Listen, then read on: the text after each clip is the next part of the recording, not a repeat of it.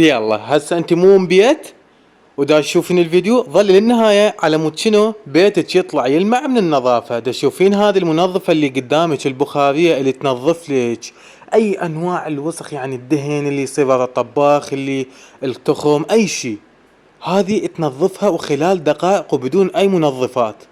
شوفوا لي شكلها اللطيف شلونه، وشوفوا لي نتيجتها بالتنظيف. وهسه ركزوا وياي على قوة هذه المكنسة وسرعتها بالتنظيف، وتجي وياها ملحقات هواية. ليش؟ لأماكن الضيقة مثل هذه اللي يشوفوها قدامكم. نوعيتهن امبليوم الألمانية وبيهن ضمان سنة، راسلونا